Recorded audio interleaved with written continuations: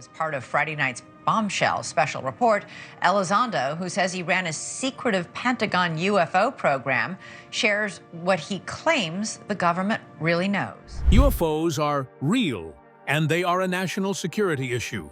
These were the words uttered by former Pentagon insider Luis Elizondo. In his revealing book, Imminent, Inside the Pentagon's Hunt for UFOs, Elizondo offers unprecedented access to a hidden world. The United States has been involved in the recovery of objects, vehicles of unknown origin that are neither from our country or any other foreign country that we're aware of. Luis didn't just go in there, look around, and come out with a few boring files. He came back with stories that sound like they could flip everything we thought we knew about the universe upside down. Are you ready to find out what will leave you completely speechless? Stick with me till the end to get the truth. Who is Luis Elizondo, and why his story matters? Luis Elizondo's story was often told as one that sounded almost too unusual to be real. He had grown up as the son of a Cuban immigrant who had fled Castro's regime, and from his earliest days, he was said to have carried with him a strong awareness of what freedom truly meant. People around him would later say that it was no coincidence his life took such a remarkable path, moving from the study of microbiology and immunology at the University of Miami to one of the most secretive jobs inside the Pentagon. How many people could claim that kind of leap in their careers? His journey was seen not just as a professional climb, but as a story of someone who was shaped by both family history and a deep sense of duty. What would you do if you were in his shoes? If the truth you stumbled on was so unbelievable it could shake everything we thought we knew about our world? Well, buckle up, because you're about to find out. Luis Elizondo didn't just chase shadows or rumors. He walked right into the hidden chambers of Area 51, spent 7 unthinkable days inside its UFO program, and came back with revelations that will leave you questioning reality itself. Stay locked in till the very end, because what he uncovered could rewrite the entire story of humanity. After earning his degrees, Elizondo was reported to have joined the United States Army in 1995, stepping into the role of a counterintelligence special agent in South Korea. In those early years, his work was described as crucial, involving counterespionage investigations and the protection of advanced aerospace systems from outside threats. Then came the defining moment of a generation, the terrorist attacks. Like many others, his career was suddenly redirected. Instead of simply countering espionage, he shifted to counterterrorism. He worked alongside special operations forces in Afghanistan and across the Middle East, managing sensitive sources and taking part in counterinsurgency missions. Those who knew him at the time recalled how he built a reputation as a precise and reliable intelligence professional. Was it fate or just timing that placed him at the center of so many pivotal moments in modern history? By 2008, his life took another surprising turn. Elizondo was recruited into the Advanced Aerospace Threat Identification Program, known simply as AATIP. This was not just any Pentagon project. It was one of the most secretive, backed by $22 million over 5 years to investigate what the military described as unidentified aerial phenomena. By 2010, he had risen to lead the program. Later, he would reveal startling things about what he and his team were observing. He explained that these UAPs, as they were called, were not only entering tightly controlled airspace and even combat zones, but they were doing so in ways far beyond America's known technological abilities. And wasn't that a staggering thought? That something unknown was moving through the skies with capabilities no nation had yet mastered. Still, Elizondo's career within the Pentagon did not last forever. In 2017, after years of service and secrecy, he chose to resign. His resignation, he explained, was not an act of defeat, but one of protest. He felt there was far too much secrecy, too much internal resistance, and too little willingness to share what was being discovered about UAPs. During later testimony, he even stated his belief that the United States was caught in a decades-long secret arms race, one fueled by taxpayer dollars, but hidden away from elected representatives and the public. For him, that was unacceptable. Why should citizens, who were paying for these efforts, be left completely in the dark about something so potentially world-changing? When he finally spoke out, Elizondo said it was because of three deeply held beliefs: that America's greatness depended on a Congress that was watchful, that a responsive executive branch was essential, and that the public deserved transparency. Beyond that, he often mentioned how important it was to dismantle bureaucratic silos, those barriers within government that kept information from flowing where it should. He even admitted that his loyalty to the Secretary of Defense, whom he had once served alongside overseas, had pushed him further towards speaking out. In his view, the truth about UAPs had to move beyond the shadows of classified files. What gave Elizondo's voice so much weight was not just what he said, but who he was. Unlike so many UFO researchers, he had the kind of credentials that few could challenge.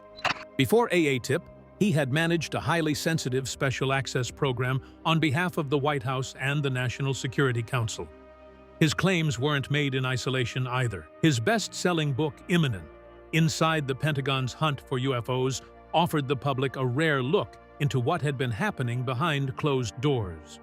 Through it all, he remained firm in one simple belief: that the American people had a right to know about the presence of UAPs in the skies above them.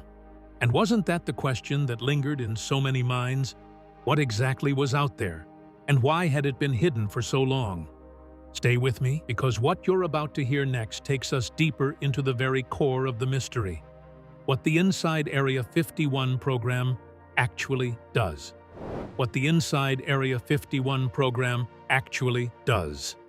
Beneath the familiar fog of alien stories and wild theories that have always surrounded Area 51, there is actually something very different at work, something far more grounded than what most people might imagine. Elizondo's account of the week he spent inside the highly restricted facility painted a picture that was both surprising and revealing. He explained that while the place had often been linked in popular culture with little green men and UFOs, its real purpose was deeply tied to the progress of human engineering and military advancement. In truth, Area 51 was not built to house aliens, but to push the boundaries of aviation technology. Many people knew of the famous U-2 spy plane, but not everyone realized that this mysterious base also gave birth to extraordinary aircraft like the SR-71 Blackbird, the A-12 Archangel, and the F-117 Nighthawk stealth fighter. Each of these machines, once considered unthinkable in their design, was secretly developed and tested there. And yet, wasn't it interesting that while the world gossiped about alien ships in the desert, some of the most sophisticated human creations were taking to the skies, hidden in plain sight? Elizondo revealed that this atmosphere of mystery was not entirely accidental. In fact, it was carefully nurtured. He shared a striking story from the 1980s when an Air Force colonel deliberately spread fake photographs of flying saucers in a local bar near the base. The idea, he said, was to make sure the public, and more importantly, foreign intelligence services, looked in the wrong direction. Rather than suspecting secret stealth aircraft, outsiders were encouraged to think about aliens. Pentagon officials at the time believed this was the perfect cover during the Cold War, when keeping secrets from Soviet eyes was a matter of national security. As Elizondo summed it up after reviewing the files, the best way to hide something real is to surround it with a cloud of nonsense. And one couldn't help but wonder, how many times had truth been wrapped in myth so convincingly that people never thought to question it? He went on to describe how the government collected and analyzed data on unidentified aerial phenomena, or UAPs. Despite what many might assume, the process was not chaotic or random. It was highly organized.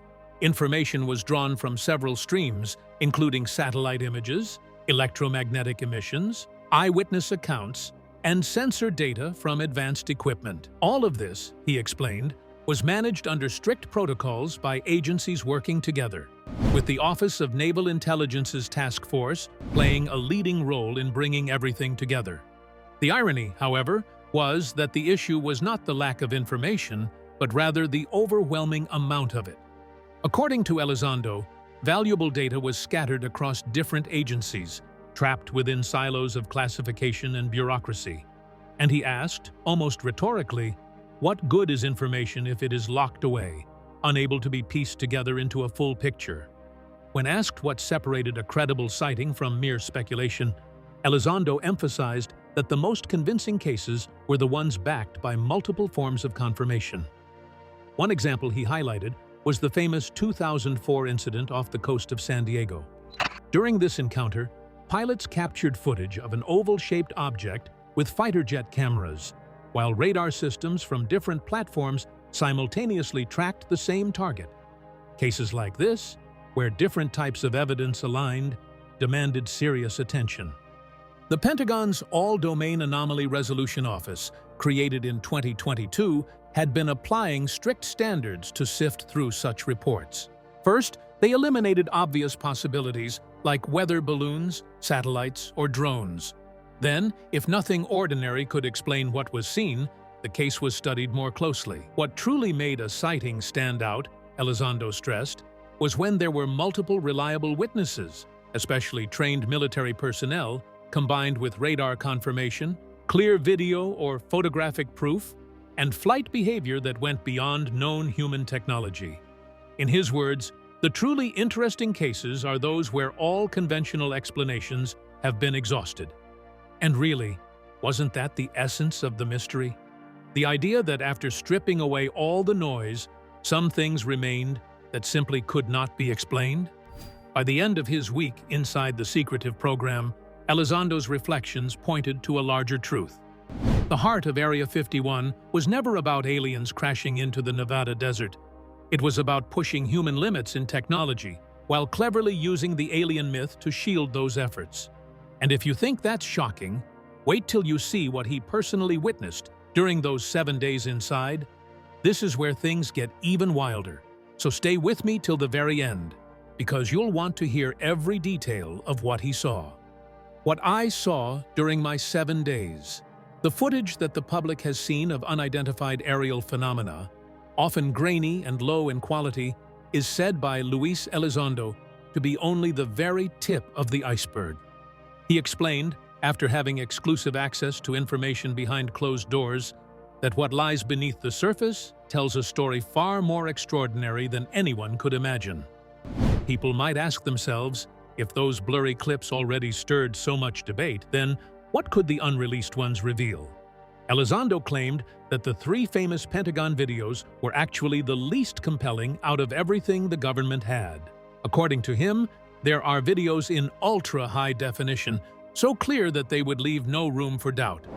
In those unreleased materials, objects can be seen pulling off movements that should be impossible according to the laws of physics.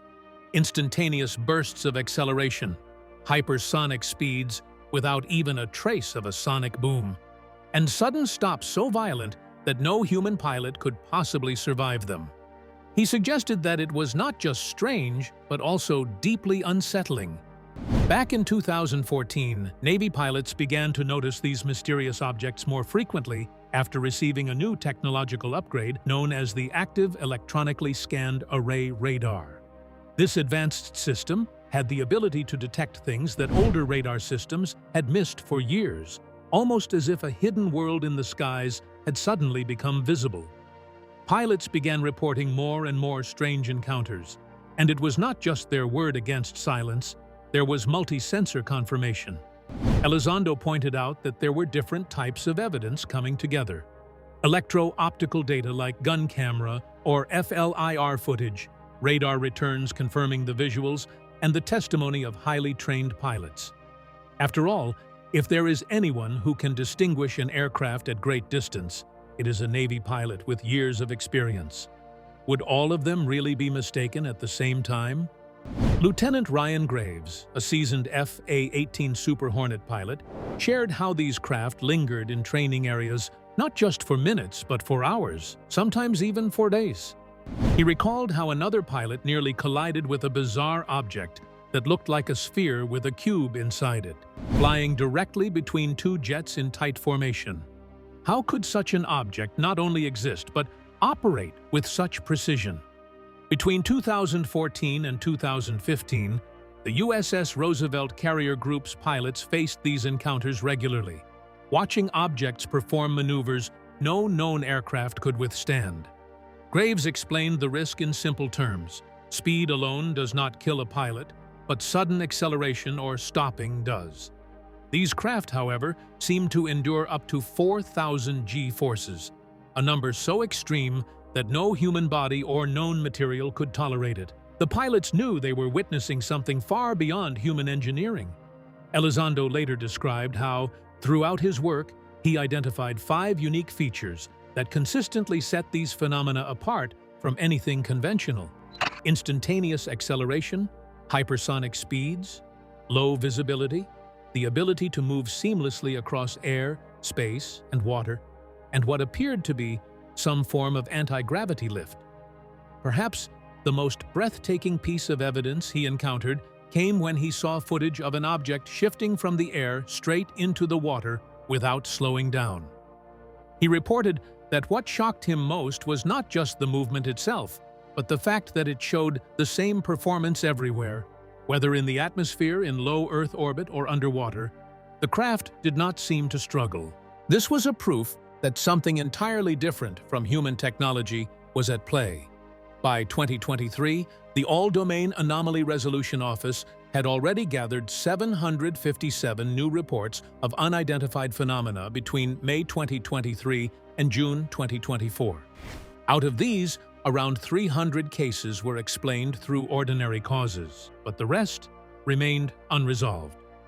Those unresolved cases stood like silent reminders that there are still mysteries beyond current understanding. People who heard Elizondo's words could not help but ask themselves, if even the most advanced military systems and the sharpest observers still cannot fully explain what is being seen, then what exactly are we dealing with? The possibility that humans are not alone, or that unknown technology exists far beyond human reach, hung quietly in the background, waiting for the world to finally catch up with the truth. And here's the thing. This isn't just about flashing lights in the sky or grainy cockpit videos anymore. No, this is about the bigger story that threads it all together, the one that forces us to zoom out and rethink everything we thought we knew about our place in the universe. That's why you'll want to stay right here till the very end, because once you see how it all connects, you'll never look at the night sky or even human history the same way again. The bigger picture, what UAPs could mean.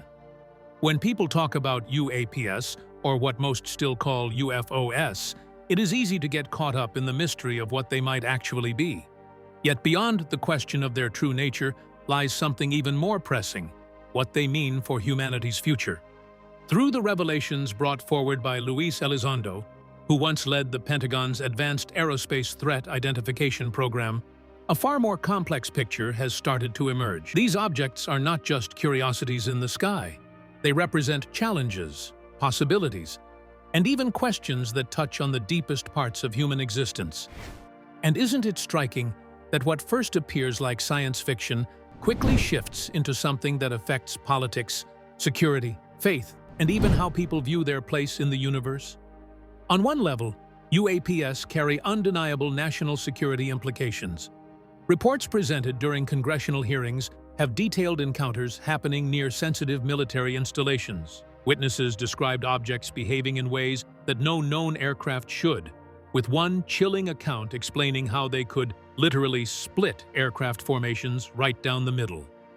Such incidents were not dismissed as isolated misunderstandings, but taken seriously enough for the Department of Defense Inspector General to issue a warning. The Pentagon's response, they cautioned, had been uncoordinated and inconsistent, leaving gaps in defense at a time when U.S. airspace safety was supposed to be paramount.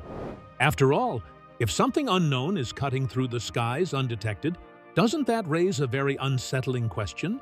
Who or what else might be watching? The issue becomes even weightier when money is brought into the discussion. Rear Admiral Tim Gallaudet testified that by 2025, the United States would spend over $900 billion on national defense, yet the country still lacks a complete grasp of what exactly shares the skies above. That figure alone is staggering, and yet, despite all that investment, many official records on UAPs remain locked away.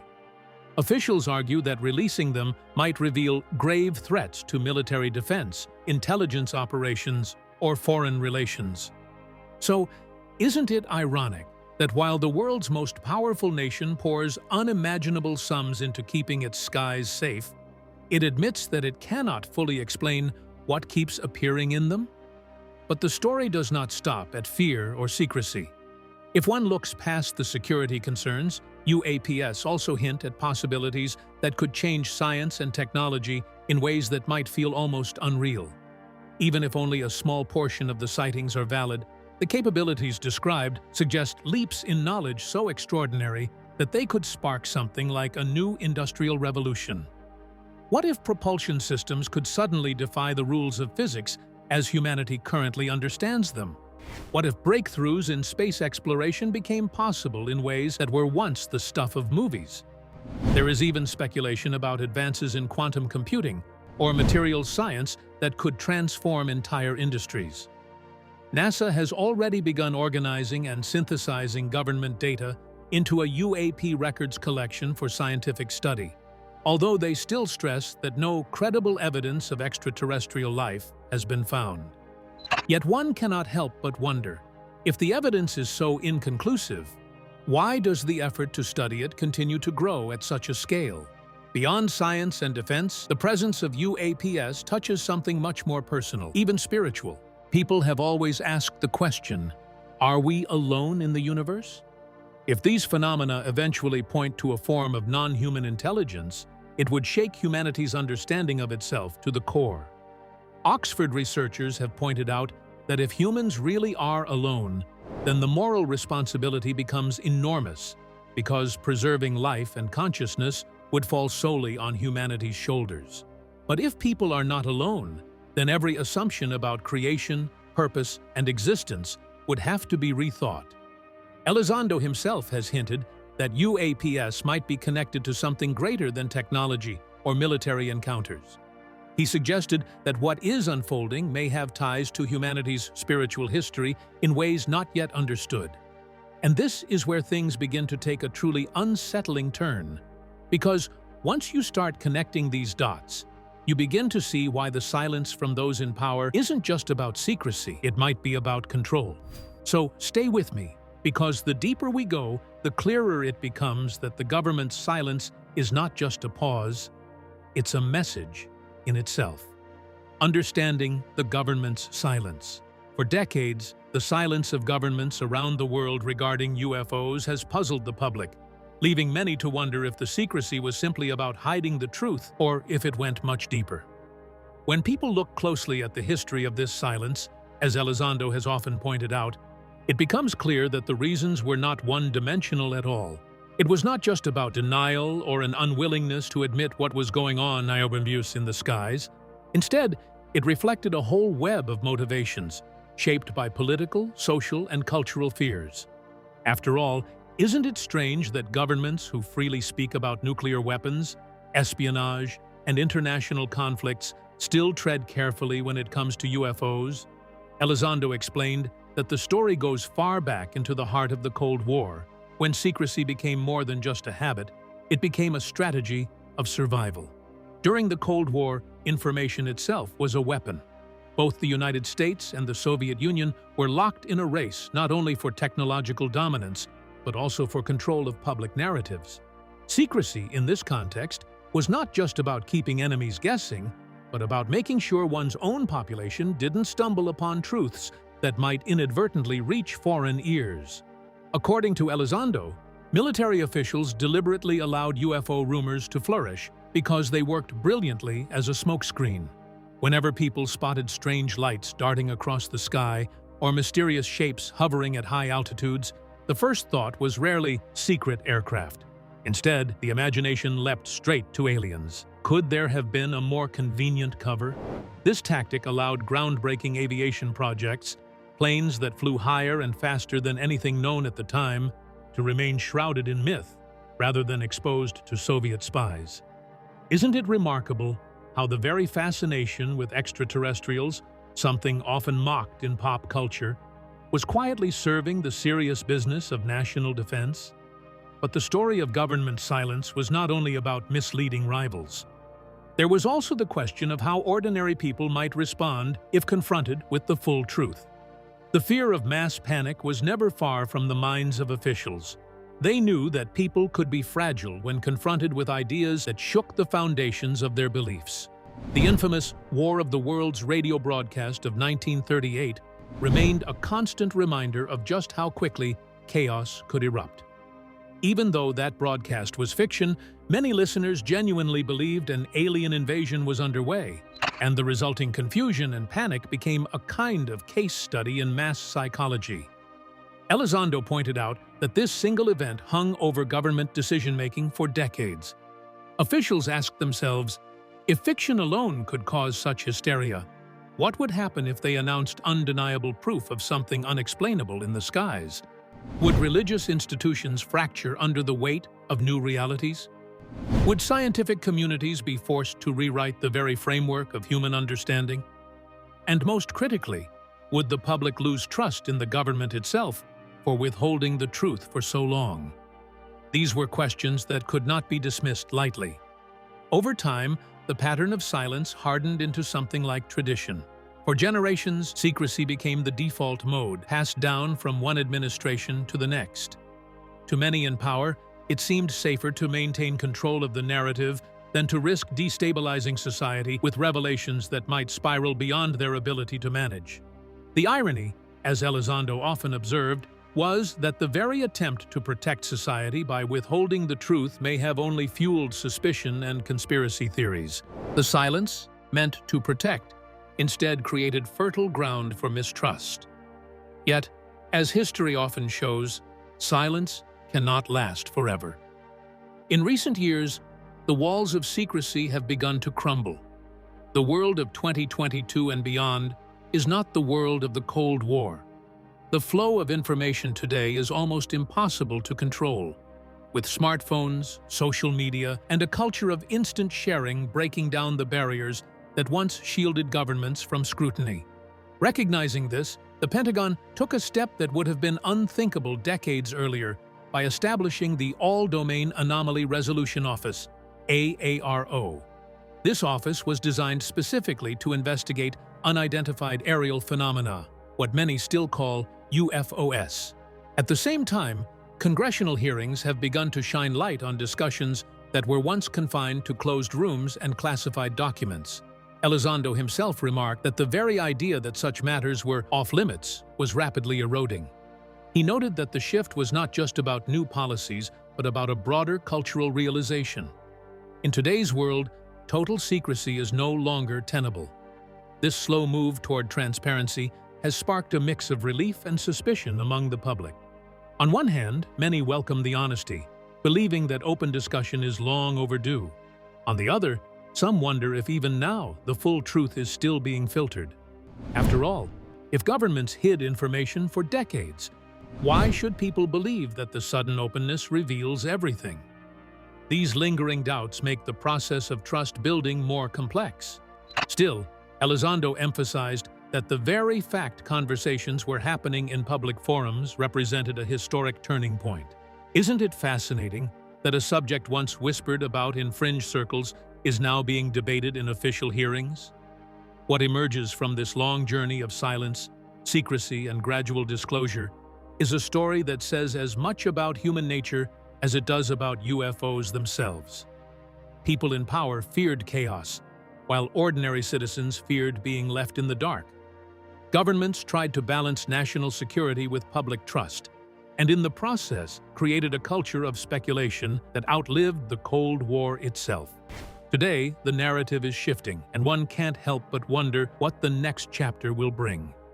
Will further disclosures confirm long-held suspicions, or will they reveal that the truth was more ordinary than the myths that surrounded it? Either way, the fact that these conversations are finally happening out loud means that a new era has begun. Elizondo's insights remind us that secrecy has always been about more than keeping aliens under wraps. It was about protecting military advances, maintaining societal order, and, at times, simply avoiding the unknown ripple effects of truth. The story of UFO silence is, in many ways, the story of how humanity wrestles with mystery. And now that the silence is breaking, society must face the very questions that were once avoided. Isn't that, perhaps, the real challenge that lies ahead? With this, we have come to the end of this video. Thanks for watching. If you enjoyed this video, do well to like, comment, and subscribe for more content. To enjoy more thrilling stories, click now on the following video that pops up on your screen.